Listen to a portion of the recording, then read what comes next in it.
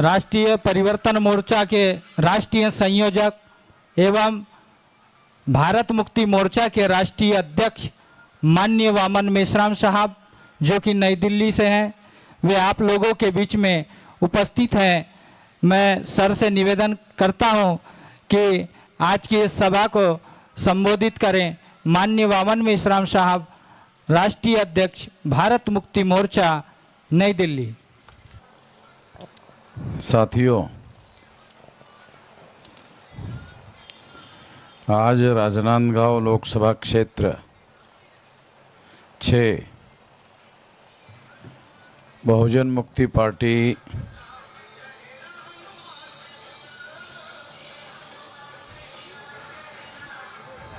इनसे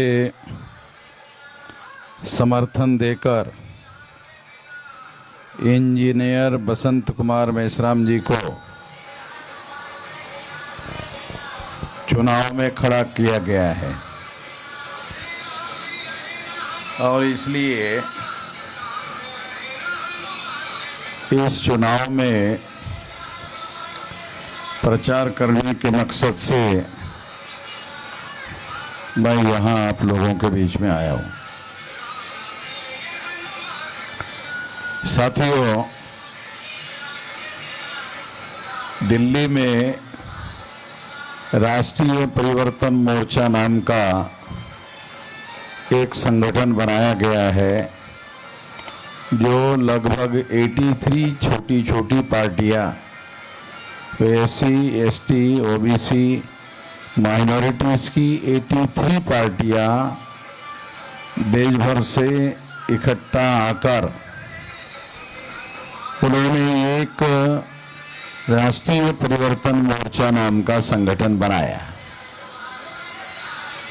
और वो संगठन बनाने के पीछे मकसद ये है कि छोटी छोटी जो पार्टियां हैं, वो चुनाव में तमाम ऐसी पार्टियां हैं जो लोकसभा का चुनाव नहीं लड़ रही है, मगर विधानसभा का जब चुनाव होगा तब वो चुनाव लड़ेगी। लोकसभा का चुनाव वो नहीं लड़ेगी। तो उन लोगों ने हम लोगों को राष्ट्रीय परिवर्तन मोर्चा में समर्थन देने का निर्णय किया है।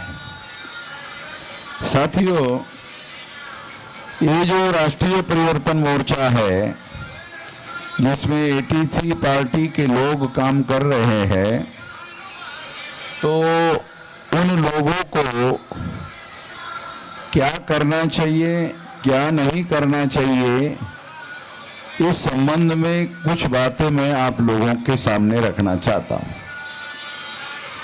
साथियों, इस देश में जब से संविधान लागू हुआ 26 जनवरी 1950 के बाद देश में चुनाव होना शुरू हुआ। पहले हमारे देश में चुनाव नहीं हुआ करते थे,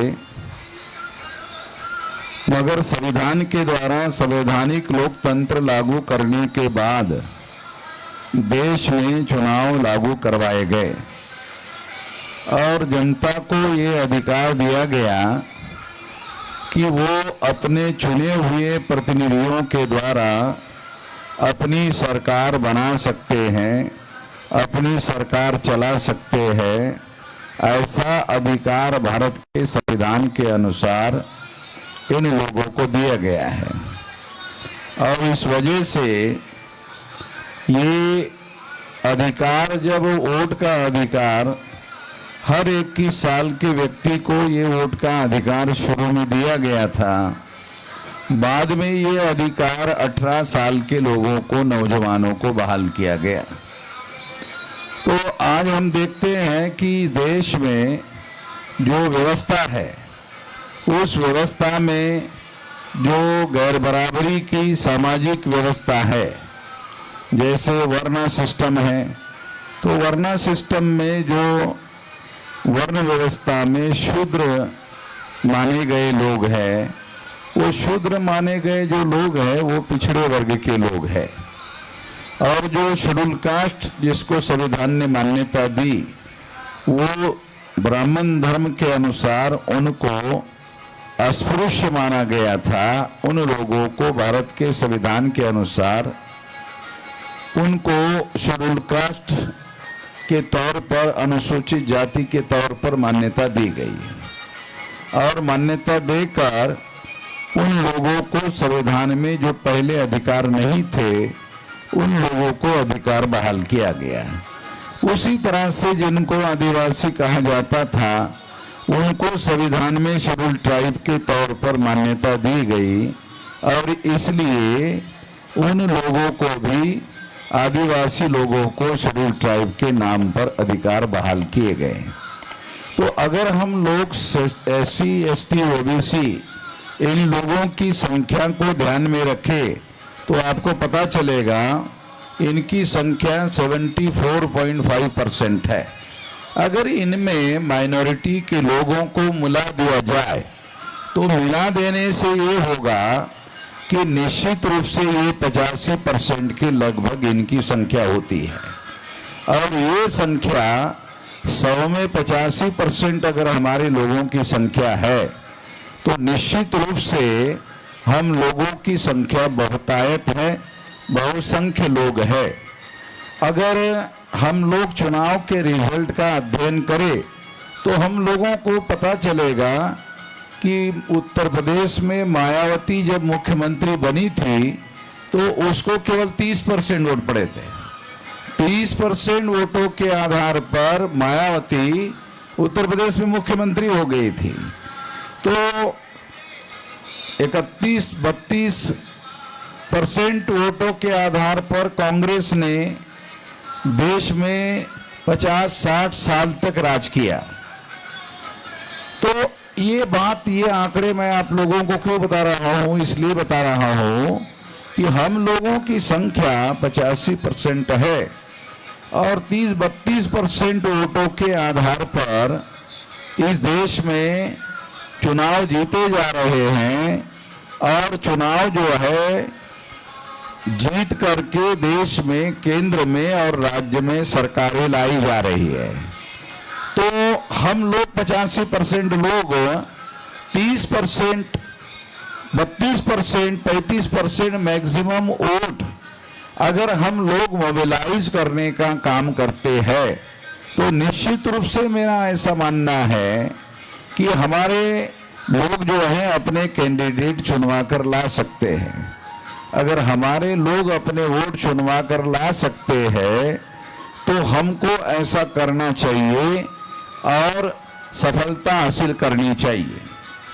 दूसरी महत्वपूर्ण बात मैं आप लोगों को बताना चाहता हूं कि हम लोगों को चुनाव में सफलता हासिल करने के लिए हमारे पास संगठन होना बहुत जरूरी है।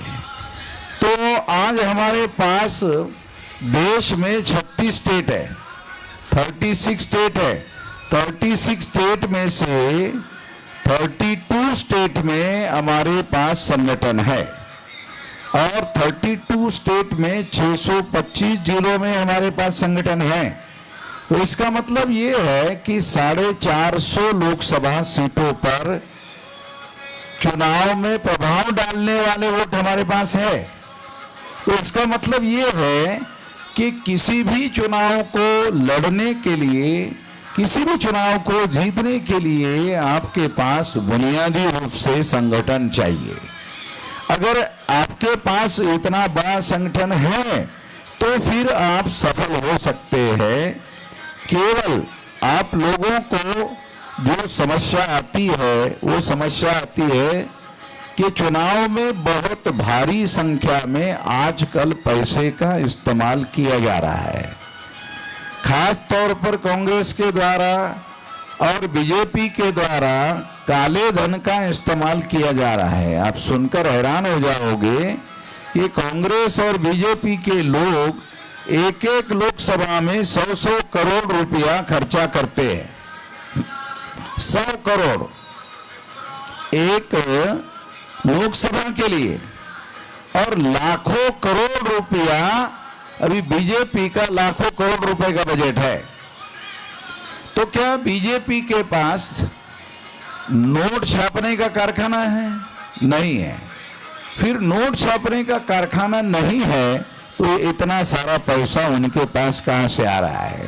तो ये काला धन है। तो बहुत बार आप लोग अखबारों में, टीवी में काला धन, काला धन, काला धन, इसकी बात या इसकी खबरें आप सुनते रहे होंगे, मगर आपने कभी नहीं सोचा होगा कि आखिर ये काला धन क्या होता है। क्या काला धन काले नोट होते हैं क्या? नहीं नहीं नहीं, काला धन काला नोट नहीं होता। क्यों? काला हो गया तो चलेगा ही नहीं। अगर आप दुकान में 10 रुपए का, 20 रुपए का काला हुआ नोट लेकर जाओ, वो दुकानदार बोले अच्छे वाला ले आओ, वो आपका वो नोट जो है, बेशक वो 20 रुपए का नोट हो सकता है, मगर दुकानदार लेने के लिए राजी नहीं होगा। तो फिर काले धन का मतलब क्या है? काले धन का मतलब ये है, ये अनअकाउंटेड मनी।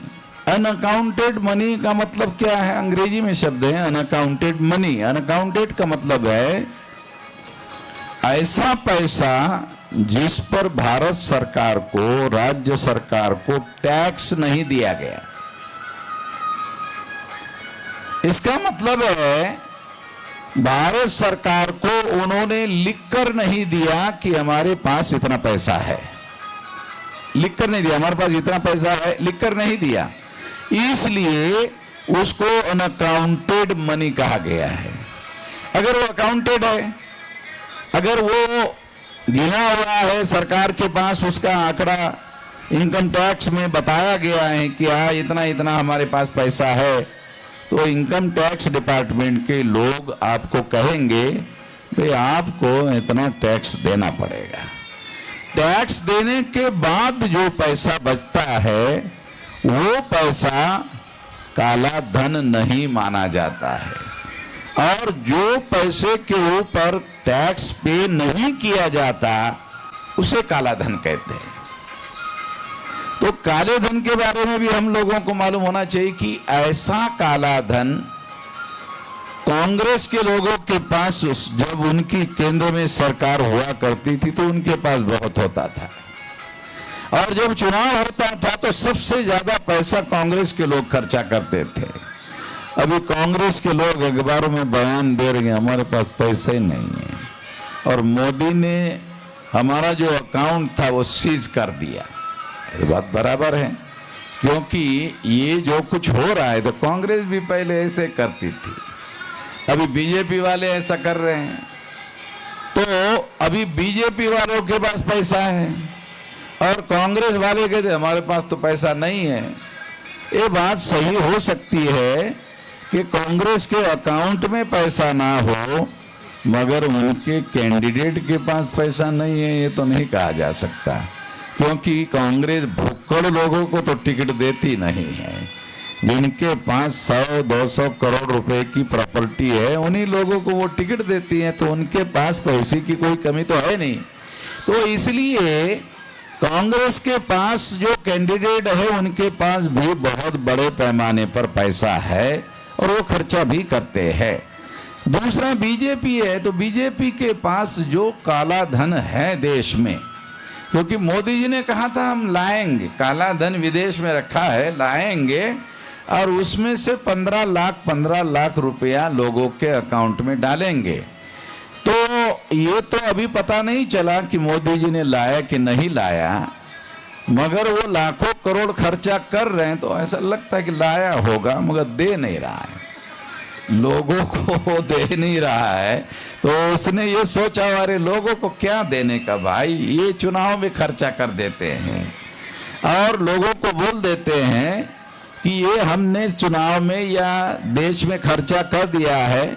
लोग पूछेंगे भाई क्यों खर्चा कर दिया है, कि नहीं लोगों का इनकम बढ़ाने के लिए हमने सोचा था कि देश के लोगों का इनकम कम है, जब पैसा खर्चा हो जाएगा तो टोटल इनकम बढ़ जाएगा, तो प्रत्येक व्यक्ति के हिस्से में ज्यादा इनकम आएगा, इसके लिए हमने खर्चा कर दिया।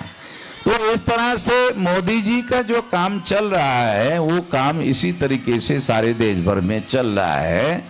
इसलिए आज मोदी जी के पास में काला धन सबसे ज्यादा है और सबसे ज्यादा खर्चा मोदी जी के लोग ही कर रहे हैं सारे देश भर में, और इस वजह से अभी उनकी संभावना कम है, चुनाव जीतने की संभावना कम है। मोदी जी के चुनाव जीतने की संभावना कम है, ऐसा मोदी जी के व्यवहार से लग रहा है। जैसे मोदी जी आजकल प्रचार कर रहे हैं, अगर आप उनके प्रचार का विज्ञापन पढ़ो तो विज्ञापन में सबसे पहले नंबर पर लिखा है हमने राम मंदिर बनाया। पहले नंबर पर लिखा है कि हमने राम मंदिर बनाया। तो लोग पूछ रहे हैं राम मंदिर के पहले क्या बनाया, क्या याद नहीं आ रहा है। यानी मोदी जी के पास क्या किया भाई, 10 साल हो रहे हैं, तो 10 साल में हमने क्या बनाया, राम मंदिर बनाया। तो ये तो सरकार का काम नहीं है ना राम मंदिर बनाना। सरकार का काम मंदिर बनाना नहीं है। सामाजिक आर्थिक जो दुर्दशा देश की और लोगों की है वो उसका सुधार करना, लोगों के शिक्षा के लिए व्यवस्था करना, लोग जो गरीब है उनको हॉस्पिटल में सुविधा देना, ये अगर व्यवस्था आप नहीं करते, जो गरीबी है मुफलिसी है उसको दूर करने की व्यवस्था आप नहीं करते हैं, तो फिर आपकी जो सरकार है, अगर आप मंदिर बनाते हैं तो मंदिर बनाते हैं तो आप क्या कहना चाहते हैं कि जो गरीब आदमी खाना पीना छोड़ छाड़ करके भजन गाने का काम करे, यानी वो जो आदमी है, तो आप क्या कहना चाहते हैं कि हमने आपका भजन गाने के लिए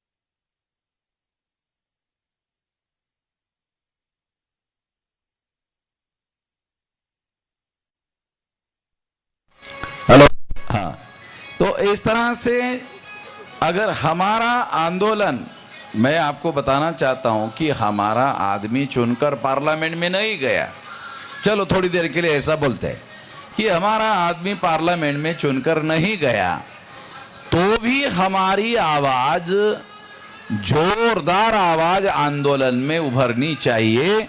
अगर हम सड़कों पर आंदोलन करते हैं तो सरकार को हमारा सुनना होगा। आवाज चाहे पार्लियामेंट के अंदर उठाई जाए, आवाज चाहे सड़कों के अंदर उठाई जाए, तो हमारी समस्याओं के समाधान के लिए हमें निश्चित रूप से अपनी आवाज उठाने का काम देश में करना चाहिए। इसलिए हमने भारत मुक्ति मोर्चा जो है ये राष्ट्रीय स्तर का संगठन बनाया। आप लोगों ने कुछ दिन पहले ये सुना होगा कि हमने आरएसएस के हेडक्वार्टर पर मोर्चा निकाला था।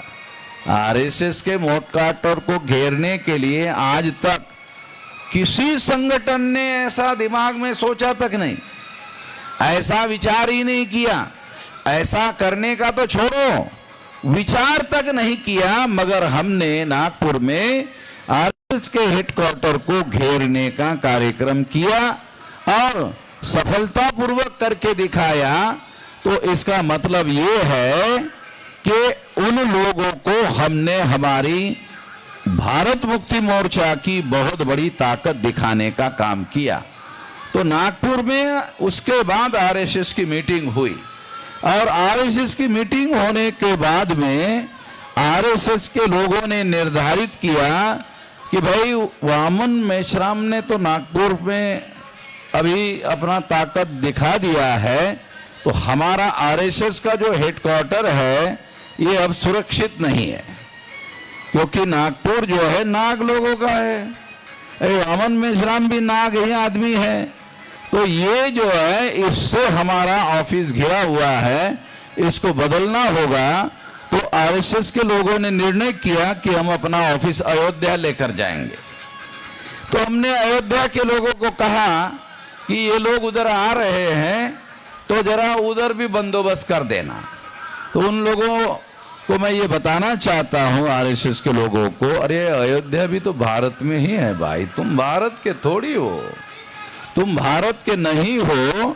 भारत के हर कोने में हमारे 85% लोग हैं, इसलिए हम लोग अपना आंदोलन सारे देश भर में, अगर हमारा आदमी चुनकर नहीं भी गया तो सड़कों पर हम विशाल आंदोलन सारे देश भर में चलाते रहेंगे और अपनी आवाज लोगों तक पहुंचाने का काम आज करते रहेंगे।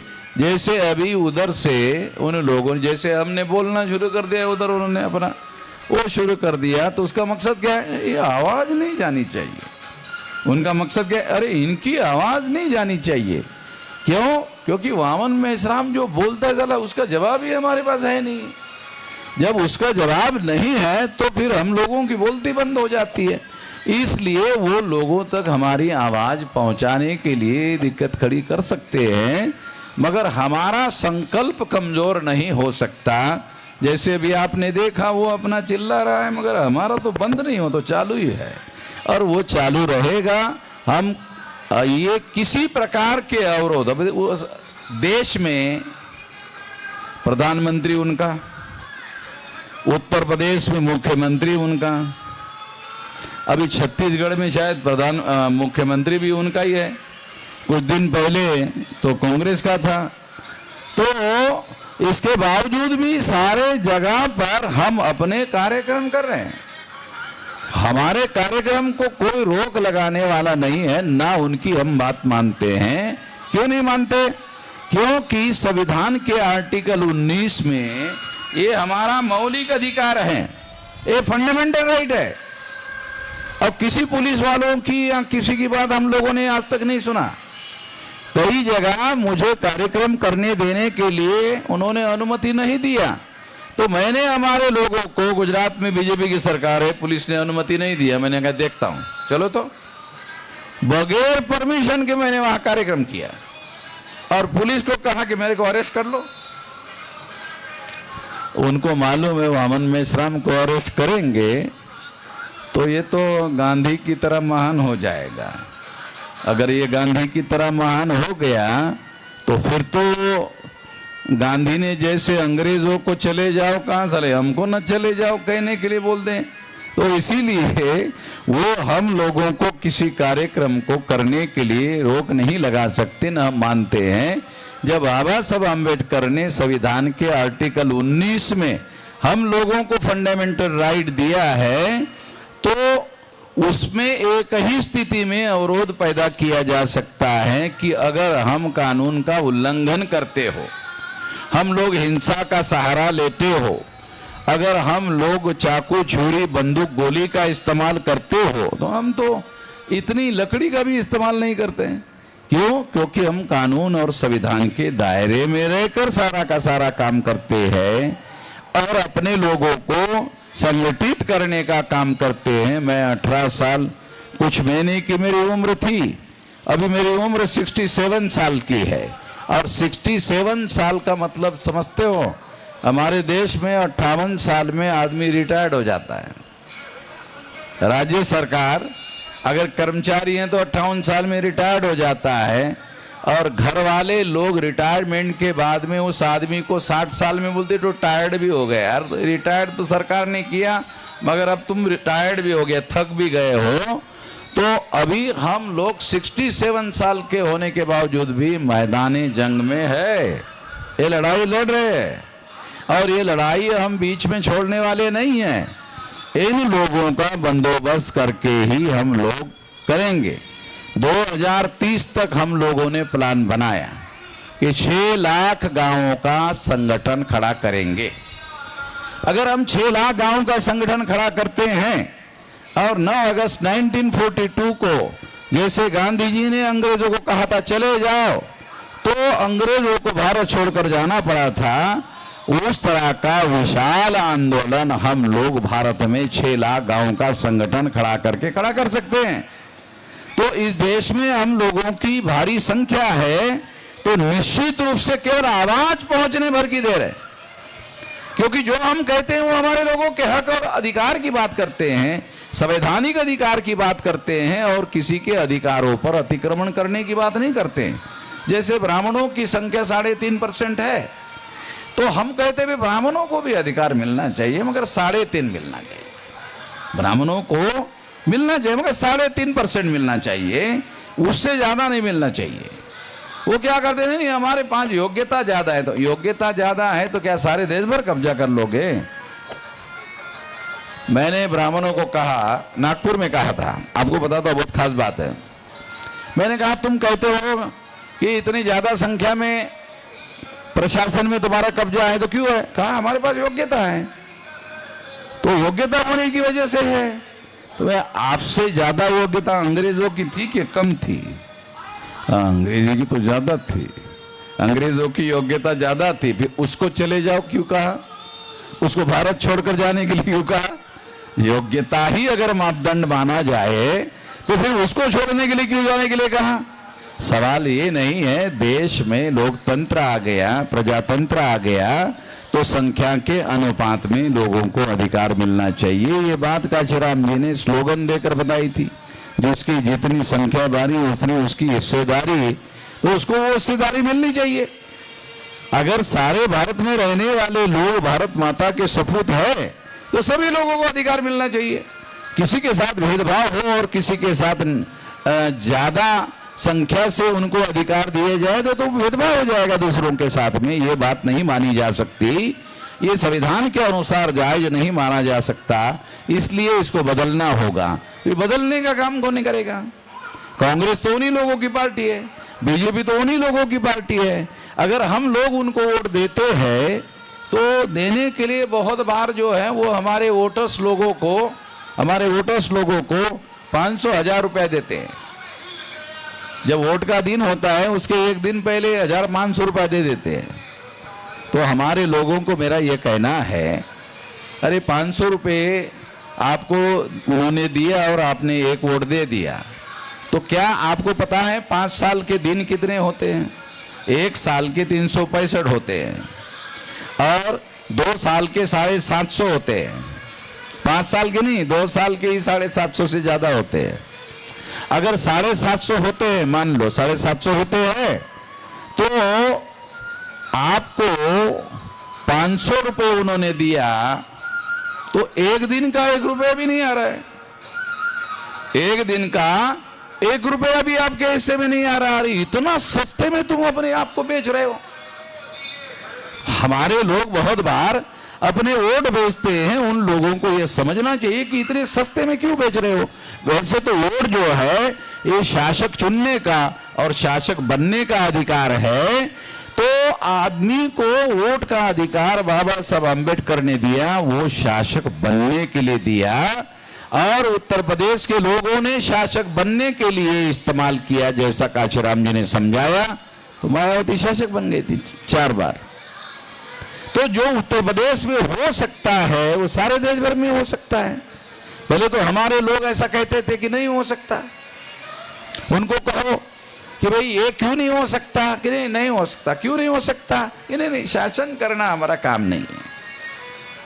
शासन करना हमारा काम नहीं है। मैं आपको बताना चाहता हूं कि जिसके पास वोट का अधिकार है उसको शासन करने का अधिकार है। वो अपने वोट के आधार पर अपने आप को शासक बनाने के लिए वोट के अधिकार का उपयोग और प्रयोग कर सकता है और शासक बन सकता है। पहले ऐसा सोचा नहीं जा सकता था, मगर तमाम लोकतंत्र की वजह से बैकवर्ड क्लासेस के लोग मुख्यमंत्री हो रहे हैं।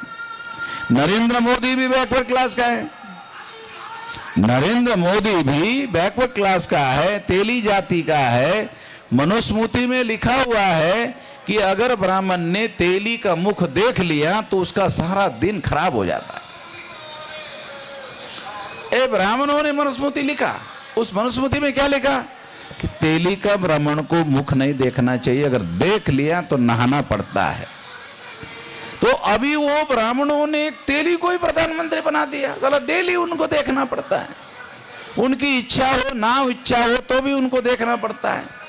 तो मैंने सोचा कि ये डेली देख रहे तो क्या करते होंगे, तो डेली 2 बार नहाते होंगे भाई, उनके पास पानी होगा तो नहाते होंगे, तो अपना समाधान करते होंगे, ऐसा शाम के समय में नहाते होंगे। तो इस तरह से वो लोगों के शास्त्रों में, धर्म शास्त्रों में हमारे अधिकारों के विरोध में सारी बातें लिखी हुई है। और इसके बावजूद भी तेली के संबंध में उन्होंने जो कुछ भी लिखा, इसके बावजूद भी एक तेली देश का प्रधानमंत्री बना तो भारत के संविधान के अनुसार, वोट के अधिकार के अनुसार।